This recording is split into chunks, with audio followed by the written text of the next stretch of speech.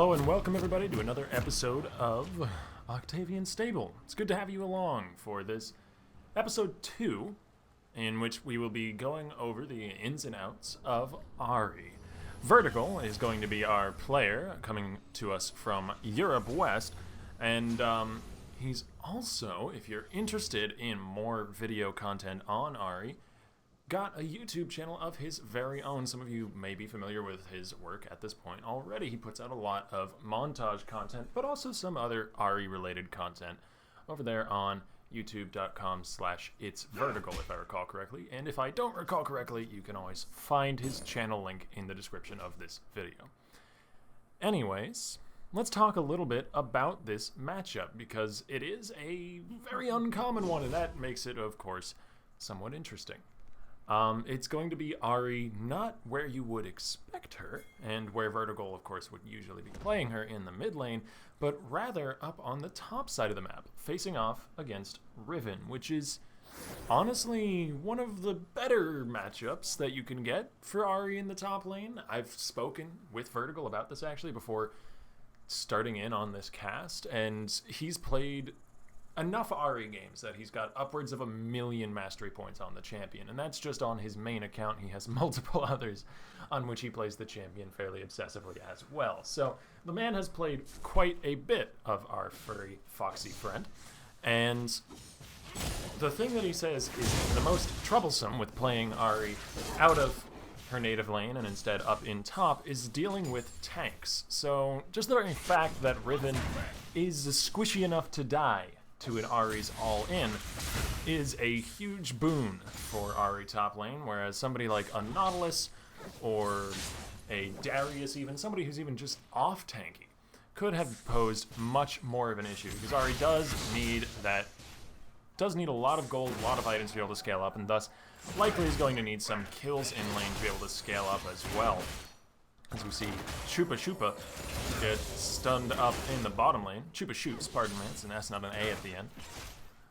And as with all episodes in this series, I will be shoutcasting the game in its entirety so that we get a picture of the game surrounding the champion, as well as a picture of the champion itself as played by someone who is virtually undeniably a master of that specific champ.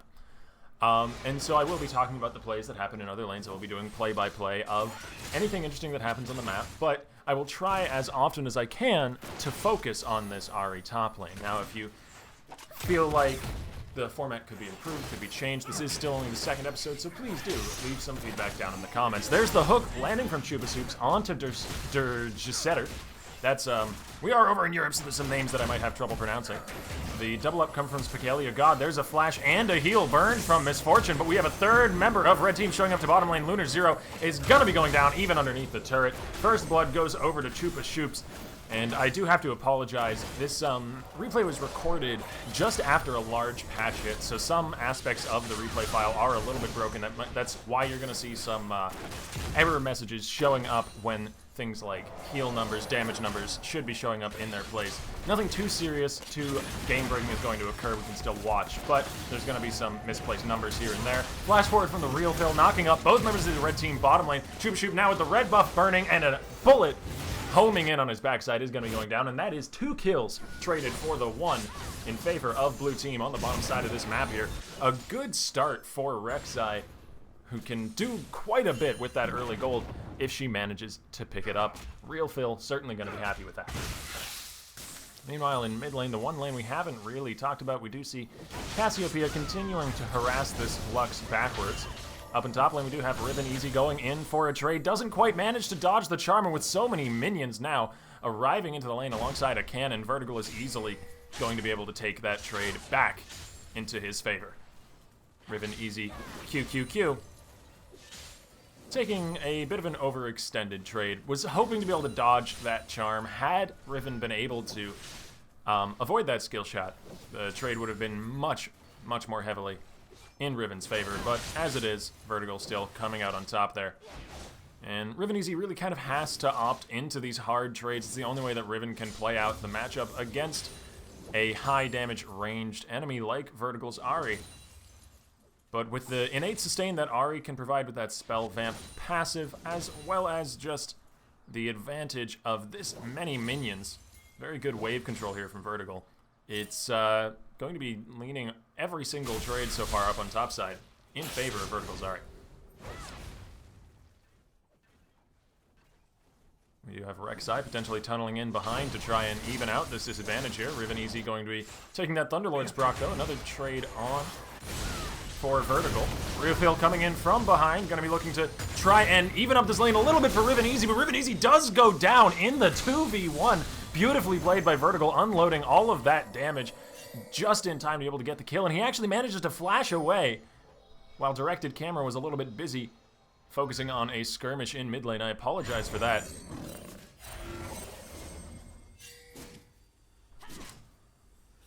And meanwhile, Hazi, just looking to get a little bit of vision control, is then going to translate that into an attempted collapse on mid lane, but Spear not connecting and Binding being too far out means that Sassy will pretty easily be able to evade that one. Now we rotate back towards bottom side. Chupa Chupa coming back home from a fail down to the mid lane. Is going to look to try and translate some sort of kill down here. Tosses back the lantern to his jungler. The shield comes up, but it doesn't really block too much. The exhaust comes down onto Hazi though, and there's a lot of damage there. Red team maybe biting off a bit more than they could chew. They do trade 1-for-1 so far. Pagalia God now getting chunked away by Durst Jitter, but in a 2v1, I don't think, even with a 2-level lead, he's going to be able to pull this one off. And that will be Misfortune taking home the kill. 2-for-1 trade in favor of Red side. That will definitely help to even out this bottom lane, which up until this point had been a bit lopsided. Misfortune trying to make up for that lopsidedness by purchasing some of the most gold-efficient items in the game, Doran's Blade, but it's very potentially lucky, maybe lucky is the wrong word, but very fortunate for Misfortune that she actually managed to pick up a kill in these few minutes here right after buying into that triple Doran's Blade, because that is really what you have to do. You have to translate that into a lane advantage, or at least remove the enemy's lane advantage with that purchase, because otherwise it's just dead-end gold, and you end up even further behind. Oh, the passive stacking up on the Chupa Chupa is surely going to guarantee this kill. That's going to be another victim slain by Real Phil's ganks, which aside from that gap in the top side have been very well placed so far. Third charge of Broken Wings will knock Vertigal up, and he's actually going to be turning this one around. Sensing blood in the water, he's going to turn and burn onto Riven QQQ, who's forced to flash away. Third charge of Spirit Rush burn just to push up the wave a little bit, and without any mana, it looks like Vertigal won't be able to finalize the kill, but he did manage to lay a lot of damage into Riven there. Lux ulti comes down, but Sassy had predicted that movement and had come in to cut off Viceforce. And he manages to pick up the kill even underneath the turret with that absolutely intense, consistent damage output. Even with just a tier and an amp tome, Cassiopeia just does so much damage, especially to as squishy a target as a Lux. Even managing to burn through both the initial toss and the return of Lux's W. Chupa Chups now trying to regain some control on the bottom side of the map. Actually might have a flank here onto blue team's bottom lane, as they have pushed up a little bit too far onto this turret. Chupa Chups coming in, doesn't have level 6 though, so cannot drop the box. Gets dropped down himself to about half health before the engage even really begins. And Jetster is going to get out of there without any damage on him. Well, speaking of damage, Paglia God thinks he has enough, and he's going to be flashing forward, but the ulti doesn't quite finish off a kill. Just trades some summoner spells back and forth between both bottom lanes.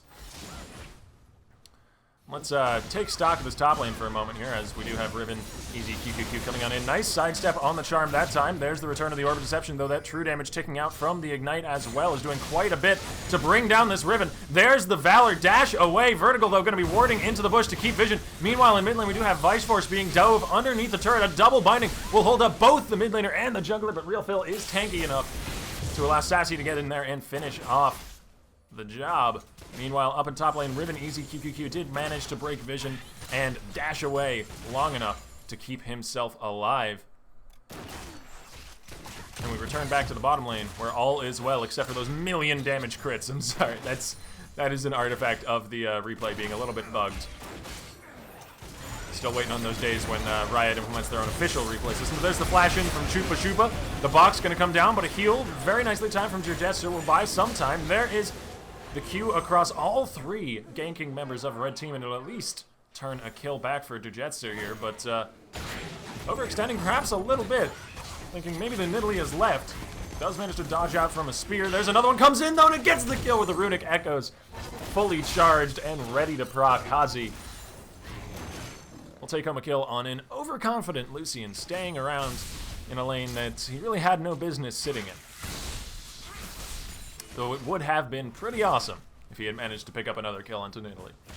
Maybe he plays by the rule of cool. Meanwhile, down in bottom lane, we do have Real Phil coming in for yet another gank. There's the unburrow onto Pegalia God. Does it really count as a gank if it's just a 1v1? And it's pretty much a foregone conclusion. Sassy actually dodging out of pretty much everything. The binding, the spear, the Lux ulting, none of it connected. Managing to avoid death in a 2v1 and indeed even chase his pursuers off. This has been some beautiful Cassiopeia play. Meanwhile, we do have Vertigal getting pushed in still up in the top lane. I'd love to see him roam out of that lane a little bit. That is one of the strengths of Ahri, and one of the reasons why she's not so hot as a top lane compared to a mid lane. In addition to her inability to kill tanks, she just loses roaming potential being so far away from bottom lane. Just such a wonderful roaming target. There being 2 kills down there instead of 1. Ooh, 2 charges of Q used just to get in from Riven Easy, as well as the ulti burned. Vertigal going to easily stave off any sort of engage there with a nicely placed charm. You know, on bottom side, we do have some crits down onto Paglia God. The culling as well coming through. There's the heal. There's the Braum ulti. The Braum ulti actually didn't even connect. She was standing 1 pixel to the left of where the Glacial Fissure landed. But it didn't matter. In the end, the kill still goes over to Braum and not to Lucian, so not entirely ideal, but still perfectly fine for blue team as they dive and get a relatively easy kill under the turret. Burning summoners as well doing so. It's just adding insult to injury. It is salting the wound. Can we see if Vertigal is able to turn around another 2v1 with no mana left? I don't think he has any option here but to run. And he's going to be able to get back underneath the turret with the safety of that 3rd dash. Meanwhile, in mid lane, we do have Braum sitting on a ward. He's made acutely aware of the fact by a Thresh turning the corner. Nice spear over the wall is going to be translating that into a pounce from Hazi. There's the Dark Lantern comes out. Chupa Chupa going to be landing the hook nicely placed onto Lunar and picks up a simple, easy kill with a very well organized collapse from Red Team onto mid lane. There we are, sitting about 13 minutes into the game with critical hits hitting for -1 billion damage. And the majority of the map going relatively even for both teams, with only a 1,000 gold lead in favor of blue.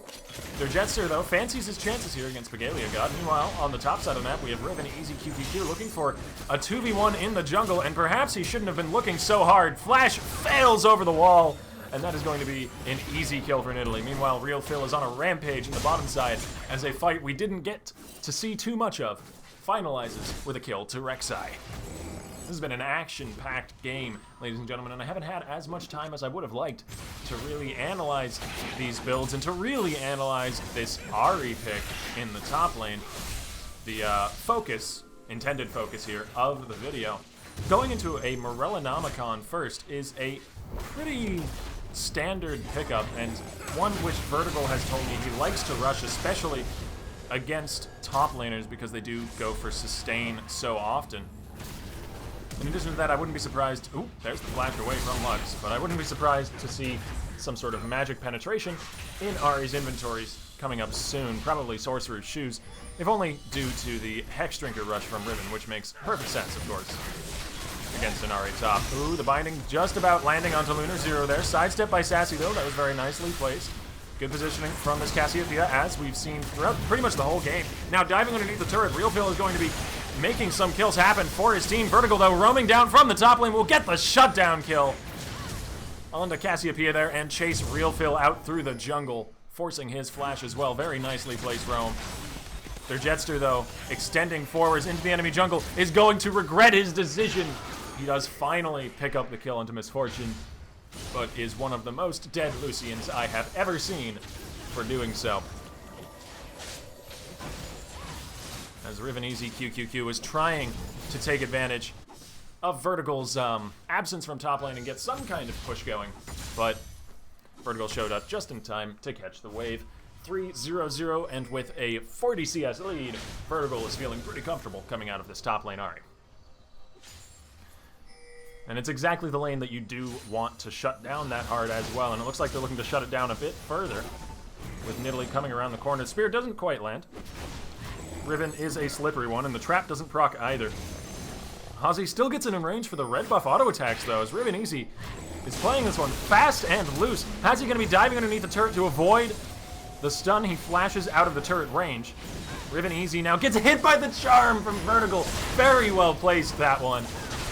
With the shield, though, and all of this mobility, he is buying a ton of time. Nearly got Chupa Chupa killed.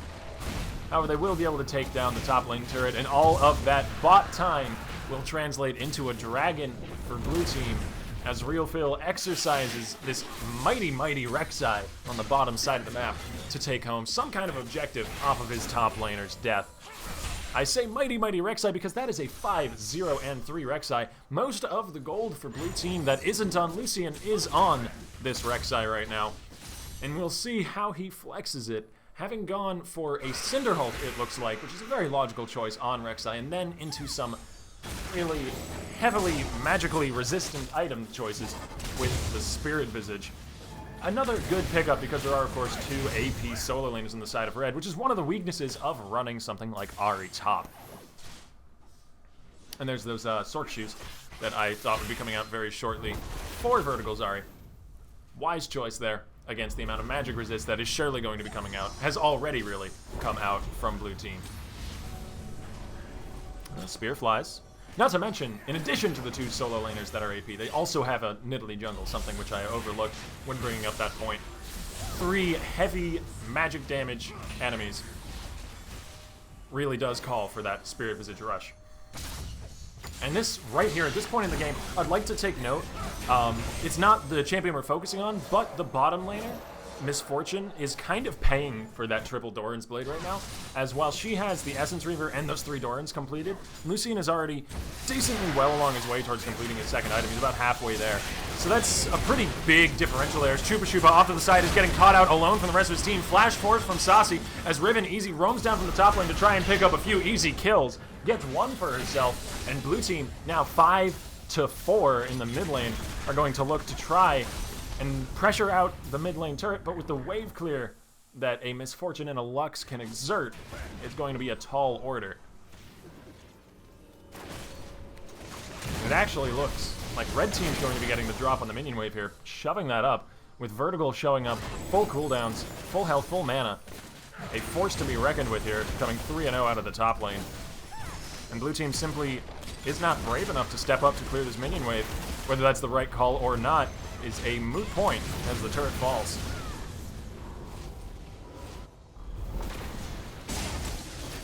I'm a little bit curious as to where this Riven's going with that item build. A interesting one, to say the least. I think particularly for Riven, the name Forbidden Idol rings true, as perhaps it should be forbidden. But, you know, I won't dwell on that for too long, as we do have RealPhil potentially looking for some kind of engagement here into Chupa Chups. Dashes back over the wall, though.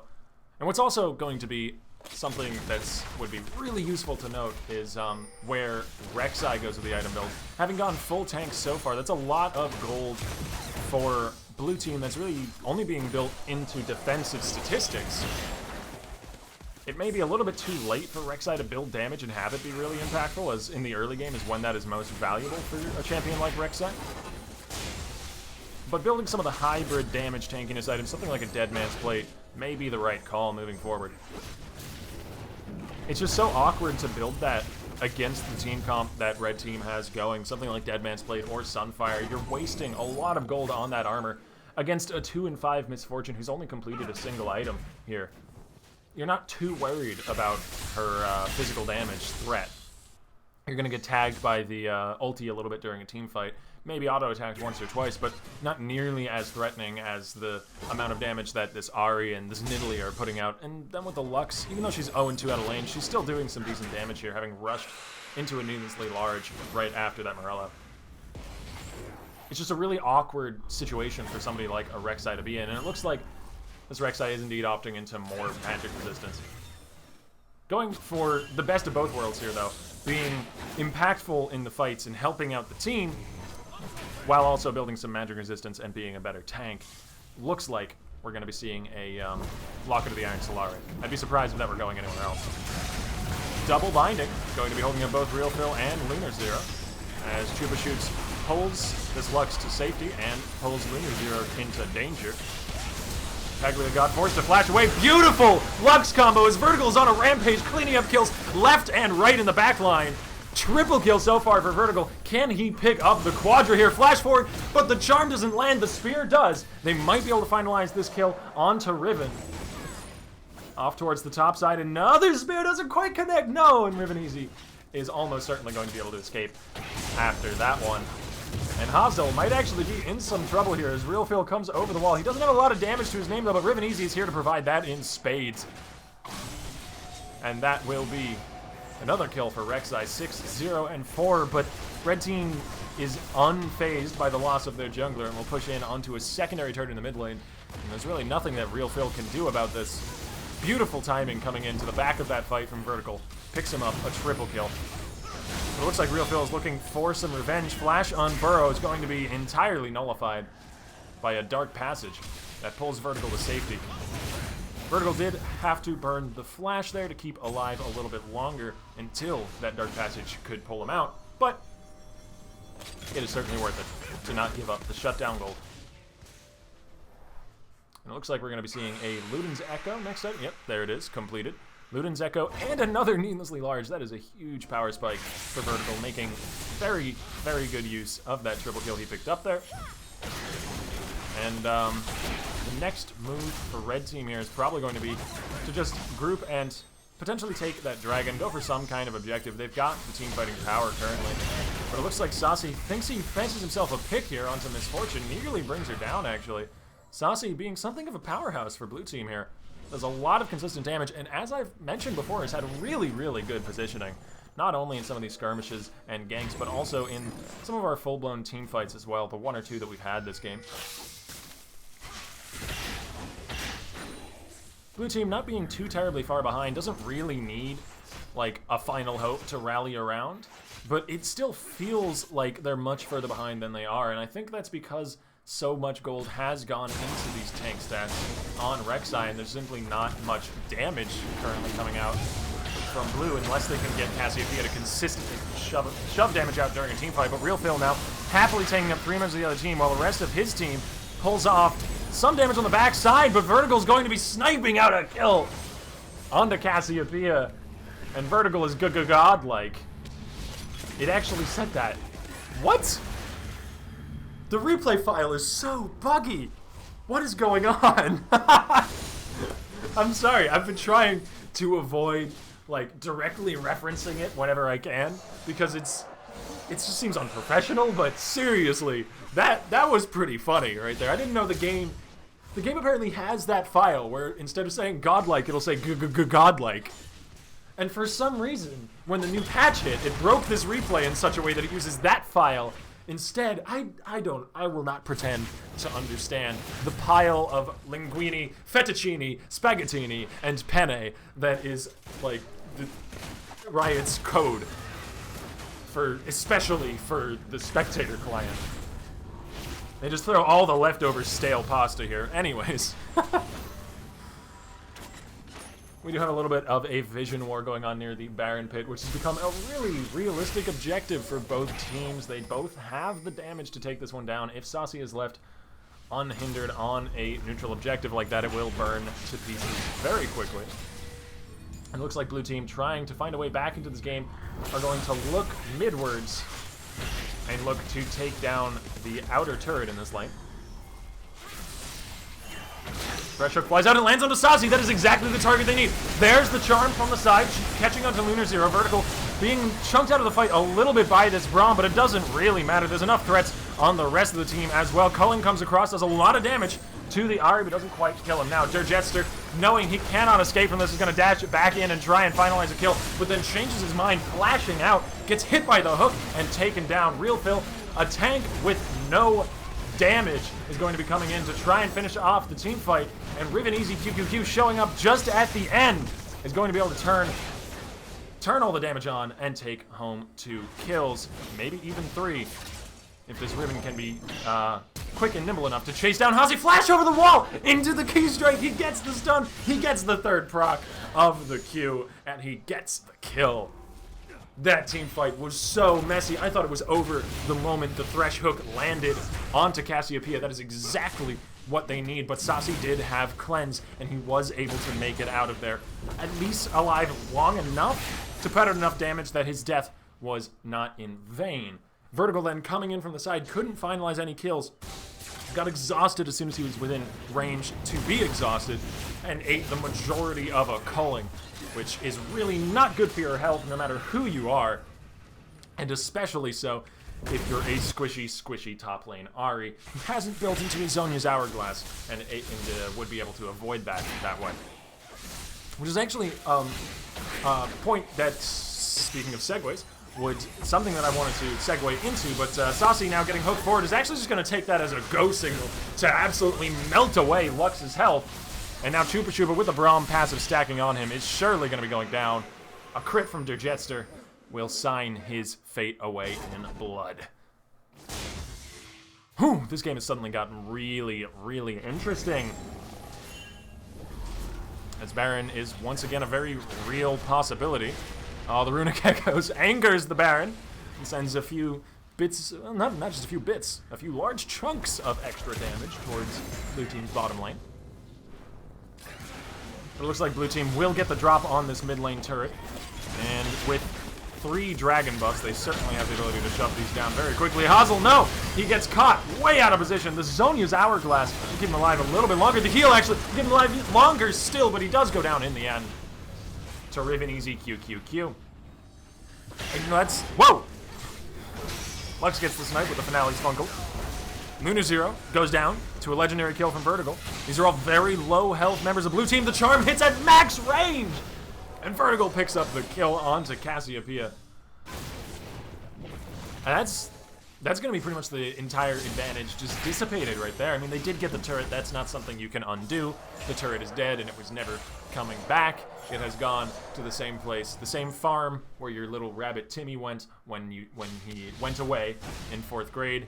He's still there, happy, frolicking. Now he's got a turret to play with. And that gold is never going to be taken out of blue team's pockets either. And speaking of gold, this is one of the closest gold marks I have ever seen at 28 minutes into a game. 50.2, 50.2. They are almost exactly the same. I imagine there's a good 50 gold one way or the other that's tilting the scales towards one team, but it's not tilting the scales very hard. 21 to 21 in kills, 3 to 3 in turrets. The only real differential being that Real Phil, with that early lead on Rek'Sai, was able to get a lot of dragons for his team and get that ball rolling fairly early. And with the way that this game is running, with how even it is right now, 5 dragons is a potential possibility. Riven Easy QQQ will be able to slice and dice and dash and hop his way out of the remainder of that misfortune ulti and keep himself alive. It's not good news, though, when the enemy 3 and 6 AD carry can 1v1 your Riven and come out on top. That means something went pretty wrong up in top lane. Another indication of that is the death cap that was just completed in Vertigal's inventory. 9-0-3, with still about a 40 CS lead. Vertigal is feeling pretty good about this game right now. But that's not to say there isn't some hard carry potential on the side of blue team either. It's a very even-looking game right now. And we might see the first dragon of the game for red team as Real Phil comes tunneling over the wall. Doesn't quite get the smite steal away. Now we do have a big fight breaking out. Lots of AoE going down all over the place. But no champions going down quite yet. Pretty much every single ult was burned except for... Well, every single ult was burned about by red team except for the Misfortune ulti. But we didn't see culling or... I can't remember Cassiopeia's ulti's name. Now I feel too silly. But Cassiopeia ulti, we didn't see culling. And we didn't see Riven's ult either. So that's a lot of power still left sitting in the tank for blue team. If they can pick a fight in the next few minutes, they won't have to deal with Thresh or Lux ult. But to be fair, Final Spark gonna be back up pretty soon. And we're still only 100 gold apart between these two teams. This is tense. This is enjoyable. This is a fun match if I've ever seen one. And that is going to be the first Dragon of the game going over the red team. That's a pretty big deal, honestly, this far into the game. Getting that 6% buff that it gives can help equalize a good bit here. It's up in the top lane. Ooh, the Yumu's pop to get the movement speed. Nice. Quicksilver Sash, though, to avoid the charm, but even still, even that moment of CC was enough to buy Vertigal the space he needed to get away with his life. On top of his own mobility, dashing away from there with Spirit Rush. Sassy looking for a potential collapse here into Chupa Scoops. Finds himself bound up by some light, but does manage to flash away. There's the Ignite from Thresh. They weren't letting him get away with that one so easily. And that is everything burned from this Cassiopeia, aside from the ulti. But both summoners and, of course, all of his hit points are gone. Spear flies out, doesn't quite land on the Lucian, and with Cassiopeia down and out for a count of 30 seconds, red team is looking to make a few more picks. Lunar turns around with the Braum ulti, but it will likely not be enough to save his life. Meanwhile, in mid lane, we do have Hazel with the Zona's Hourglass, enough to save his life. Vertigal is legendary. Off on the side there, as Riven Easy QQ comes in to finally clean up that very slippery Nidalee. But it's going to be at the cost of a middle inhibitor that's going down faster than a hot knife through butter. The inhibitor going to be going down as well. Hook flies out, Binding flies out, but they are just parting shots, as the inhibitor is the real big deal here, the real big cheese. And red team has certainly cut it, picking up a 2k gold lead, the largest lead we've seen in like the last 10 minutes here. Tells you a good something about the way this game has been going. And with Baron being the only real contestable objective on the map, I wouldn't be surprised to see both teams rush towards that pit. As perhaps anticipating that, we do have Cassiopeia and Rek'Sai sitting around in the enemy red side jungle, maybe looking for some kind of pick here. They've got a Braum alongside them, clearing out some vision. Hazel has to be a little careful, tossing some spears and placing some wards to check his way forward. Always better to spear check than to face check. Spears are a lot more disposable than your faces. Real Phil sent back to the mid lane to deal with those super minions is going to be in a bit of a rough spot here, as red team has kind of cut him off from the rest of his team. Going to have to go the long way around through his jungle. Opening up some of blue team's members to a potential pick here, as Durjetster, speaking of being cut off, is very much cut off, and Vertigal is going to look to try and take advantage of that. The Hex Trigger will not be enough to save his life here, as another charm lands on Dasas. He didn't even have to use the charm to kill off Lucian, and that will surely be either GG entirely or a Baron call, as a beautiful series of picks from Vertigal close out the game here. This is both Nexus turrets under fire. Riven Easy, QQ, and Real Phil are diving into the enemy team to try and save what last few gasps this game has left, but I don't think it's going to be enough. We are on our last legs here for blue team. 2 Nexus turrets have fallen. If there were a third, I'm sure they would take it as well, but there is not, and so they will go simply for the Nexus. That is GG. Thank you guys for watching, and I hope I will see you all next time.